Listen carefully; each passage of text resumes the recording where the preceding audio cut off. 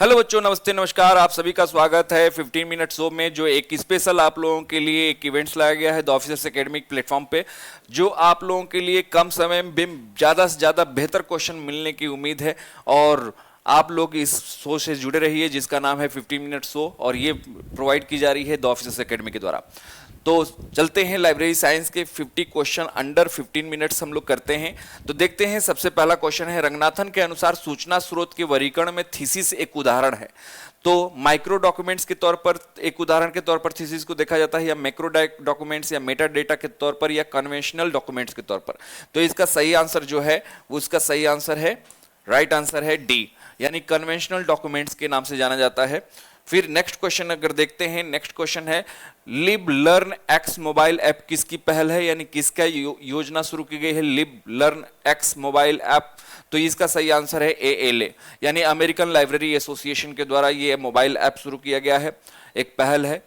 Academic पुस्तकालयों के लिए यूजीसी से अनुदान मांगा जाता है। तो एकेडमिक जितने भी लाइब्रेरीज होते हैं यूजीसी ग्रांट करती है। तो किस रूप में ये ग्रांट मिलता है, तो एडहॉक ग्रांट के तौर पर इनको देखा जा सकता है। फिर वर्गीकृत सूची, जिसको हम क्लासिफाइड इंडेक्सिंग कहते हैं या कैटलॉगिंग कहते हैं, में मुख्य प्रविष्टियों की व्यवस्था किस प्रकार की होती है। तो अकॉर्डिंग टू ऑथर की बात करें, अकॉर्डिंग टू टाइटल की बात करें, या अल्फाबेटिकल की बात करें, तो ये तीनों एक ही होते हैं, अल्फाबेटिकल कैटलॉगिंग होती है। लेकिन क्लासिफिकेशन की बात कर रहे हैं, यानी वर्गीकृत की बात कर रहे हैं, तो ये क्लासिफिकेशन स्कीम से जुड़ी हुई चीज है। तो right answer is C, by a classification scheme. अगला है, अनुक्रमणिका पत्रिकाएं हमें उपलब्ध कराती है, list of articles, list of books, या लिस्ट ऑफ डॉक्यूमेंट्स। तो राइट आंसर है whole bibliographical descriptions of articles होता है इसका राइट आंसर। ठीक है, अगला क्वेश्चन देखते हैं हम लोग, नेप्टेल। नेप्टेल की अगर बात करें तो जिसको हम national programme on technology enhanced learning, IITs और आईएससी का एक संयुक्त उद्यम है, जो भारत सरकार के शिक्षा मंत्रालय यानी मिनिस्ट्री ऑफ एजुकेशन द्वारा वित्त पोषित है, जिसे किस वर्ष लॉन्च किया गया है, यह क्वेश्चन पूछा गया है। तो 2000, 2016, 2003, 2021। तो राइट आंसर है 2003। अगला है क्वेश्चन, भारतीय राष्ट्रीय ग्रंथ सूची का नाम क्या है, यानी जो भारत में जो नेशनल लेवल की जो बिब्लियोग्राफी तैयार की जाती है उसको हम किस नाम से जानते हैं। तो Indian bibliography, national bibliography of India, Indian national bibliography, या भारत नेशनल बिब्लियोग्राफी। तो इसका सही आंसर है INB के नाम से जानते हैं। तो आप लोग हमेशा सुनते होंगे कि INB का टर्म यूज की जाती है, INB की बातें की जाती हैं, और INB का मतलब क्या होता है, इंडियन नेशनल बिब्लियोग्राफी होती है। तो ये हमारा भारतीय राष्ट्रीय ग्रंथ सूची होती है। अगला क्वेश्चन है, एक ऑनलाइन शिक्षण संस्थान मंच है, इसमें से ऑप्शन है यानी ब्लैंक में भरा गया है, जहां प्रक्रिया में नियमित अंतराल पर सामग्री और आत्म मूल्यांकन के रूप में पूर्व रिकॉर्ड किए गए व्याख्यान संसाधन, वीडियो सामग्री, व्याख्यान नोट्स, असाइनमेंट्स और क्विज का उपयोग शामिल होता है। तो उसको किस रूप में जाना जाता है।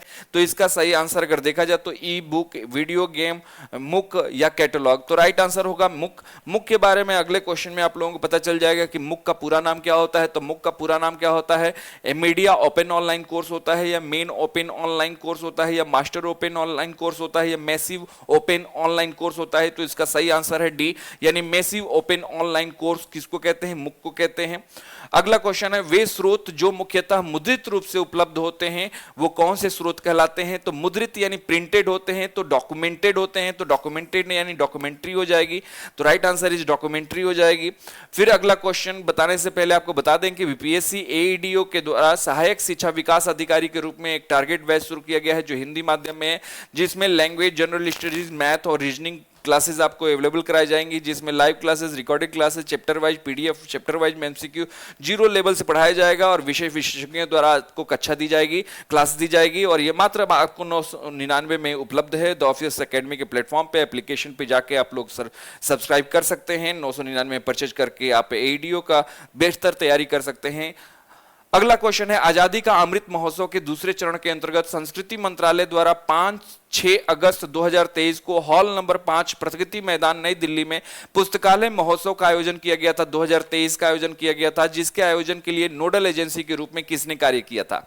तो आजादी का अमृत महोत्सव मनाया गया था 2023 में पुस्तकालय महोत्सव के नाम से, और ये नोडल एजेंसी के रूप में कौन कौन काम किए थे। तो इसका सही आंसर है RRLF, national library of India, RRLF national library of India, and IIM Kolkata. तो ये RRLF और नेशनल लाइब्रेरी ऑफ इंडिया दोनों ने मिलकर इसको प्रदर्शन को सहयोग किया था, नोडल एजेंसी के रूप में काम किया था।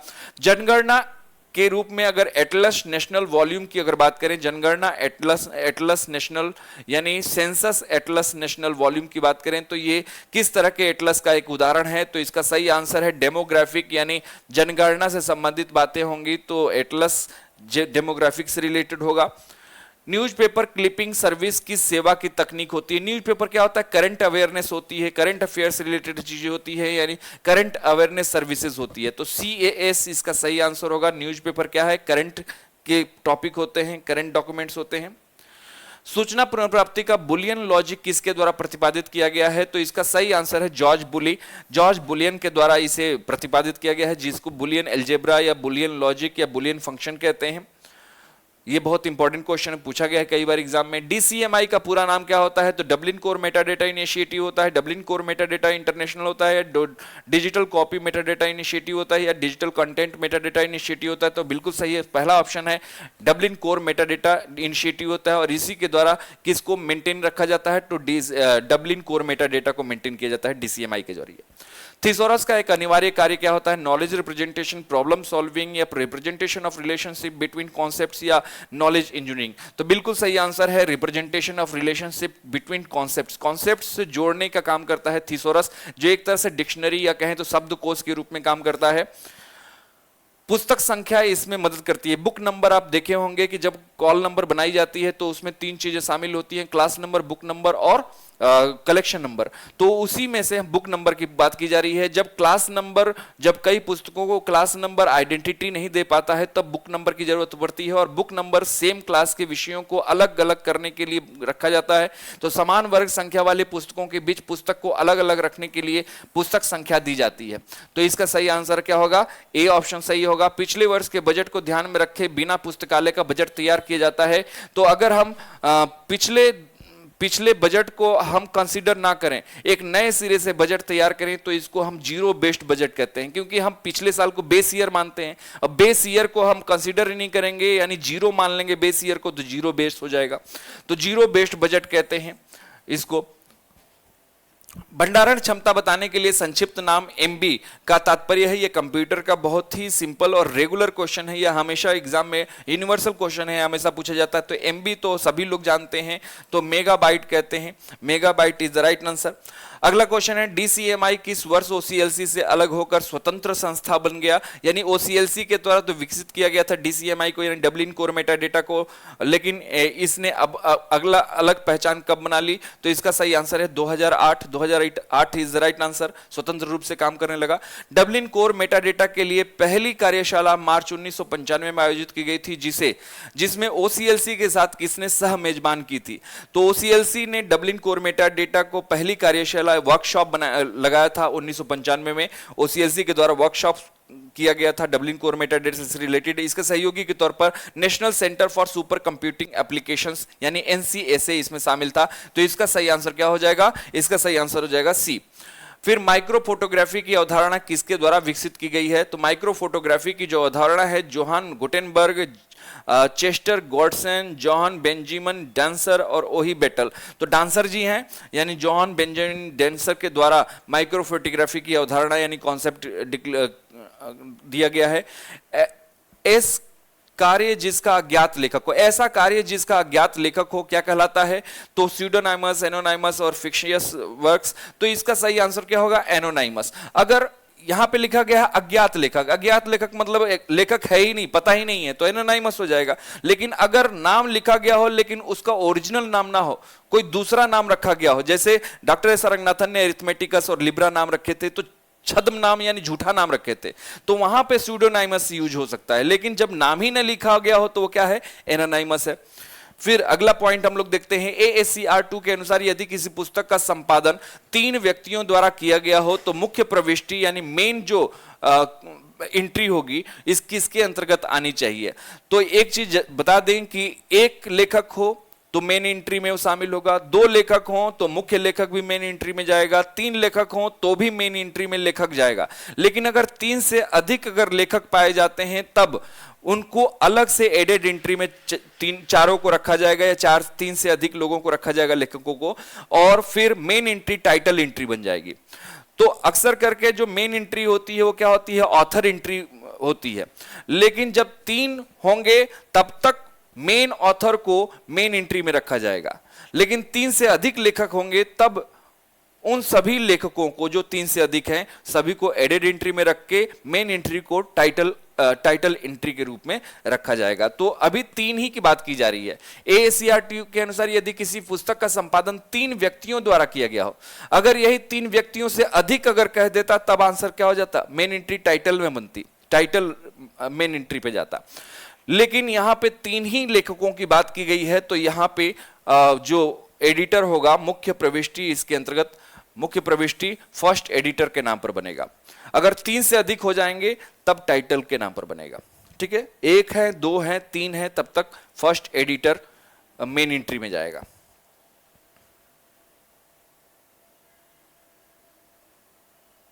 नहीं, एडिटर संपादन 3 व्यक्तियों द्वारा किया गया।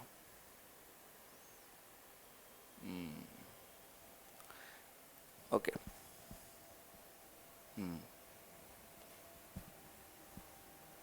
ठीक है। अगला है W3C। W3C यानी वर्ल्ड वाइड वेब कंजोर्टियम संस्था की स्थापना टिम बर्नर ली द्वारा किस वर्ष की गई थी? तो टिम बर्नर ली के द्वारा W3C यानी वर्ल्ड वाइड वेब कंजोर्टियम की स्थापना जो की गई थी वो 1994, याद रखिएगा, राइट आंसर है।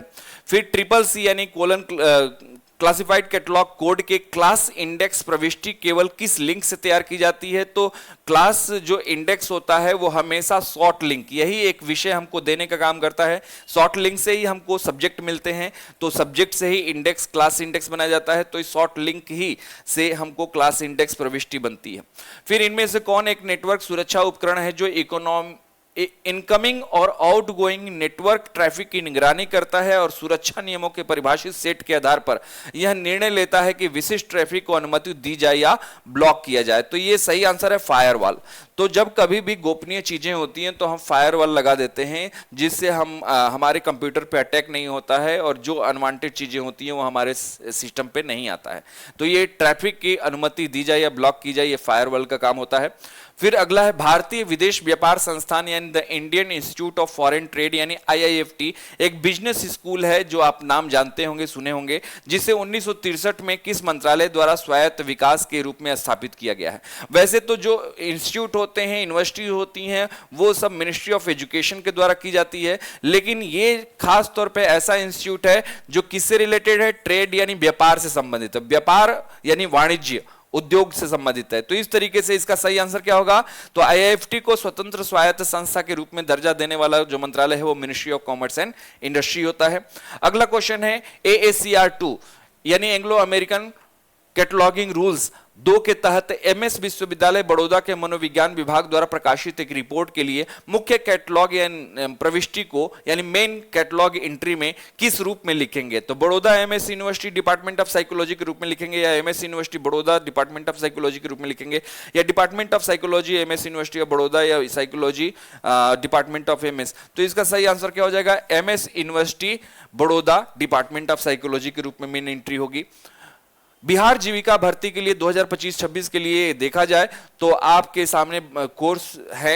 बिहार ब्लॉक प्रोजेक्ट मैनेजर के लिए 499 में अवेलेबल है, ऑफिस असिस्टेंट के लिए 299, लाइवलीहुड स्पेशलिस्ट के लिए 499, ब्लॉक IT एग्जीक्यूटिव के लिए 499, कम्युनिटी कोऑर्डिनेटर 299, एरिया कोऑर्डिनेटर 299 और अकाउंटेंट 499 में ये कोर्स अवेलेबल हैं। द ऑफिसर्स एकेडमी के प्लेटफॉर्म पे एप्लीकेशन पे जाके इसको परचेज कर सकते हैं, जिसमें आपको current affairs, modern history, reasoning, math, Jeevika special science और कंप्यूटर साइंस के आपको सारे क्लासेस अवेलेबल मिलेंगे, जो लाइव रिकॉर्डेड और चैप्टर वाइज MCQ और बोर्ड PDF के साथ आपको हिंदी में मिलेगा। United nations conference on trade and development जो UNCTAD का फुल फॉर्म होता है, ये संयुक्त राष्ट्र सचिवालय के अंतर्गत एक अंतर सरकारी संगठन होता है जो विश्व व्यापार में विकासशील देशों के हितों को बढ़ावा देता है। इसकी स्थापना 1964 में की गई और इसका मुख्यालय कहाँ स्थित है? तो ऑब्वियसली UNCTAD की बात होगी तो इसका मुख्यालय जेनेवा स्विट्जरलैंड में है। इसका सही आंसर है जेनेवा। SPSS सॉफ्टवेयर का विकास किसके द्वारा किया गया है? G हेल्स IBM के द्वारा, जैकब मार्टिन IBM के द्वारा, या एसली IBM के द्वारा, या नॉर्मन, यहां N होना चाहिए, नॉर्मन H नी IBM के द्वारा। तो बिल्कुल सही आंसर क्या होगा? D is the right answer. इसका सही आंसर है SPSS सॉफ्टवेयर का डेवलपमेंट नॉर्मन H नील और आईबीएम के द्वारा किया गया है। यूडीसी का कौन सा संस्करण पहला अंग्रेजी संस्करण है, तो इसका सही आंसर है 4th एडिशन। अगर हम बात करते हैं तो पहला edition, first edition, second edition, third edition, 4th edition, तो अगर इनकी बात करें तो पहला और दूसरा फ्रेंच लैंग्वेज में था, और थर्ड जो था वो जर्मन लैंग्वेज में था, और चौथा जो था वो इंग्लिश लैंग्वेज में था। तो इस तरीके से कहा जा सकता है कि जो पहला अंग्रेजी संस्करण था वो कौन सा संस्करण था, तो चौथा संस्करण था। तो right answer is 4th edition. अगला क्वेश्चन है एसपीएसएस सॉफ्टवेयर का विकास किस वर्ष हुआ है, तो इसका सही आंसर होगा 1968। तो 1960 के दशक में, 1968 में ये इसका विकास हुआ है। फिर अगला है भारत सरकार द्वारा 1957 में नियुक्त सलाहकार समिति, एडवाइजरी कमेटी या परामर्शदात्री समिति जो सार्वजनिक पुस्तकालयों के लिए बनाया गया था 1957 में, तो वो उसके अध्यक्ष कौन थे, केपी सिन्हा। तो सिन्हा कमेटी भी कहते हैं, एडवाइजरी कमेटी भी कहते हैं, सलाहकार समिति भी कहते हैं, परामर्शदात्री समिति भी कहते हैं, जो 1957 में भारत सरकार ने सार्वजनिक पुस्तकालयों के लिए बनाया था। अगला क्वेश्चन है यूपीए का कार्यक्रम किसके द्वारा शुरू किया गया है, तो इसका सही आंसर है इफ्ला। तो यूपीए जो प्रोग्राम है वो इफ्ला का प्रोग्राम है, international federation of library association and institutions, ये तो इफ्ला का फुल फॉर्म है। अब इसका मुख्यालय पूछा जा रहा है, तो इसका मुख्यालय द हेग नीदरलैंड में है, नीदरलैंड द हेग में है इसका मुख्यालय, किसका, इफ्ला का। अगला क्वेश्चन है निम्नलिखित कैटलॉग को प्रकाशन के वर्ष के अनुसार व्यवस्थित करें, तो इसका प्रकाशन वर्ष आपको मालूम होना चाहिए। AACR2 की अगर बात करें तो 1978 में इसका प्रकाशन हुआ था।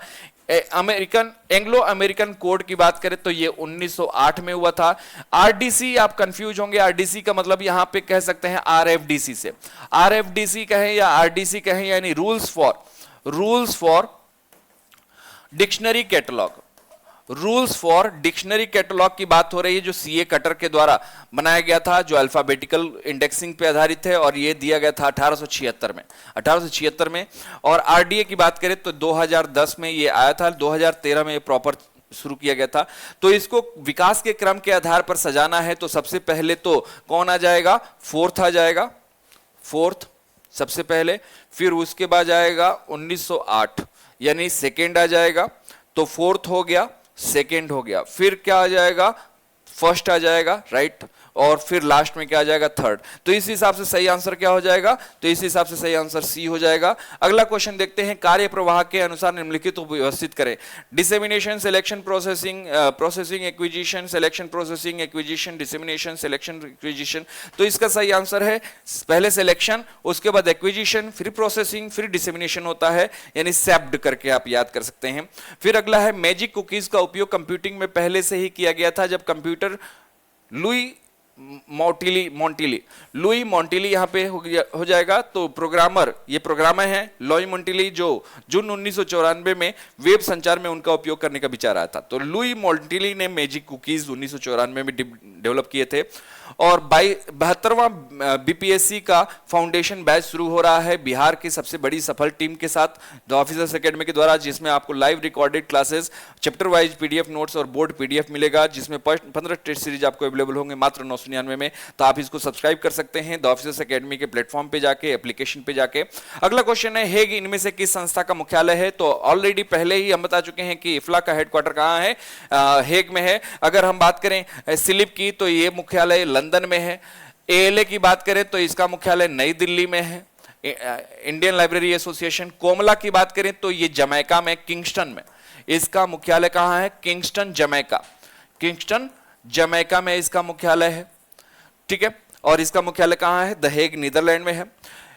आईसॉक कॉलिजन की बात करें तो किस संस्था के पहले अध्यक्ष हैं, तो बिल्कुल सही आंसर होगा इफ्ला के पहले अध्यक्ष हैं। तो सबसे पहला अध्यक्ष इफ्ला के कौन थे, आईसॉक कॉलिजन थे।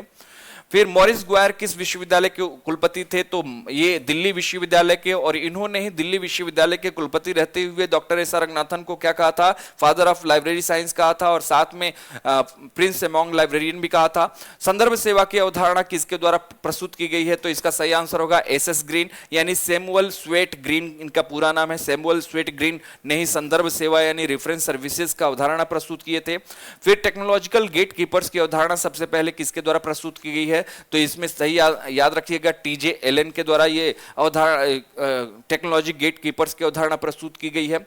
यूनिसिस्ट कार्यक्रम के लिए इफ्ला का सहयोगी कौन रहा है, तो बिल्कुल सही आंसर क्या है, यूनेस्को रहा है। यूनेस्को और इफ्ला मिलकर यूनिसिस्ट बनाया है। फिर अगला क्वेश्चन है यूजीसी की स्थापना किस वर्ष हुई है, तो इसका सही आंसर क्या हो जाएगा, 1956 में इसको संवैधानिक दर्जा मिला। और 1953 में इसकी स्थापना हुई थी, लेकिन यहाँ पे ऑप्शन नहीं है तो उसका जिक्र नहीं करेंगे, और 1956 यहाँ पे दिया हुआ तो बिल्कुल सही है। 1956 में इसको संवैधानिक दर्जा मिला और यूजीसी की स्थापना फंक्शन के रूप में कार्य शुरू कर दिया। IS यानी इंटरनेशनल स्टैंडर्ड 15339 कोलन 2003 मानक किस वर्ष प्रकाशित हुआ, तो ये एक मानक है और ऑब्वियसली अगर आप लॉजिक लगाएंगे तो यहाँ पे ईयर दिया हुआ है, तो 2003 में राइट आंसर क्या होगा, 2003 में इसे पहली बार प्रकाशित किया गया। हाँ, ये हो सकता है रिवाइज देके पहली बार प्रकाशन पूछ दे, अलग बात है। उचित उपयोग यानी फेयर यूज निम्नलिखित की वैधता निर्धारित करने की, कॉपीराइट का उल्लंघन ना हो इसलिए फेयर यूज भी एक कॉमन दिया गया है, एक सिद्धांत, जिसकी वजह से लाइब्रेरी में जो जरूरतमंद चीजें होती हैं उनका कॉपी की जा सकती है, प्रतिलिपिकरण की जा सकती है। तो वो इस फेयर यूज से रिलेटेड इसमें ऑप्शन में कौन बेहतर संतुष्टि देने वाला ऑप्शन है, तो अंतर पुस्तकालय ऋण पर किसी अन्य पुस्तकालय को पुस्तक उपलब्ध कराना एक फेयर यूज के रूप में देखा जा सकता है। फिर अगला क्वेश्चन है आमतौर पर पारंपरिक रूप से किसी पुस्तकालय की संदर्भ सेवा को निम्नलिखित चरणों के माध्यम से संबोधित किया जाता है, तो आमतौर पारंपरिक रूप में किसी पुस्तकालय की संदर्भ सेवा की अगर बात करें तो इसका सही आंसर हो प्रिपरेशन, सर्विस, इंडेक्सिंग। ये अगर इसका सही आंसर देखा जाए तो प्रिपरेशन होता है, फिर ओरिएंटेशन होता है, फिर डिलीवरी ऑफ क्वेरीज रिप्लाईज होती है। तो आज का हमारा यही 15 मिनट्स शो कंप्लीट होता है। आई थिंक मैं समय तो देखा नहीं कितने समय में कंप्लीट हुआ, लेकिन आई थिंक आप लोगों को अच्छा लगा होगा। अगर बेहतर सुझाव देने हैं तो आप कमेंट में कमेंट कर सकते हैं। और बहुत बहुत धन्यवाद इस सेशन को देखने के लिए। फिर मिलते हैं नेक्स्ट 15 मिनट शो में। Thank you.